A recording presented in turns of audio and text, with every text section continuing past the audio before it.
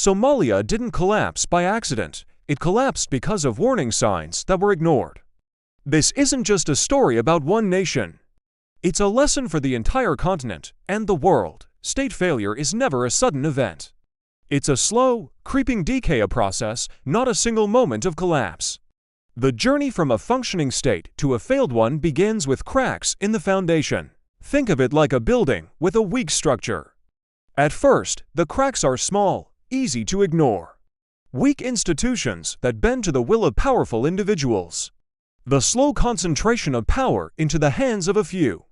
Rampant corruption that hollows out public trust and diverts resources from the people. Political systems that exclude entire groups, leaving them feeling marginalized and voiceless. And a government that increasingly relies on military force to maintain order, rather than on public consent. These aren't just historical footnotes from Somalia's past. They are alarm bells ringing in many parts of Africa today. We see fragile democracies where the will of the people is subverted. We see a resurgence of military coups where soldiers seize power, promising stability but often delivering repression. Across the continent, rising insecurity fueled by non-state actors erodes the government's authority, creating a vacuum that others are all too willing to fill. And perhaps most dangerously, a deep and growing public distrust in leadership, a sense that those in power are not serving the people, but themselves.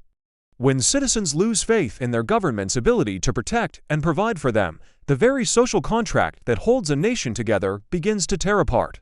Somalia's story is a stark reminder that no nation is immune. So what are the lessons? The first, and most crucial, is about governance.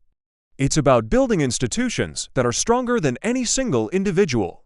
A nation's stability should not depend on the benevolence of one leader, but on a system of laws, courts, and parliaments that can outlast anyone. It's about creating truly inclusive politics where every citizen, regardless of their background, has a voice and a stake in the country's future. It requires civilian oversight of the military, ensuring that the armed forces serve the nation, not rule it. And it demands a culture of peaceful transfer of power, where leaders accept defeat and respect the democratic process. True strength lies not in division, but in unity. Accountability must be more than a slogan, it must be a reality.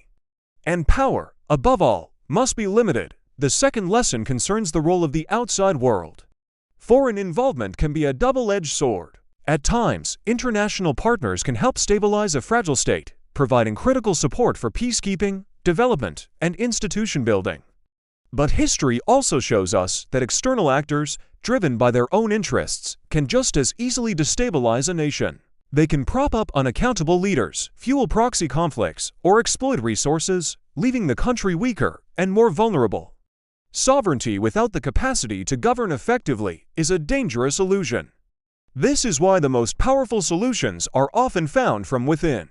We see this in the enduring power of traditional conflict resolution mechanisms, where elders and community leaders bridge divides that politicians cannot. We see it in the energy of Africa's youth, who are demanding change and building a new future. And we see it in growing regional cooperation, where African nations work together to solve African problems. This is not a story of despair, it is a call to action. Across the continent, there is a powerful current of hope and resilience.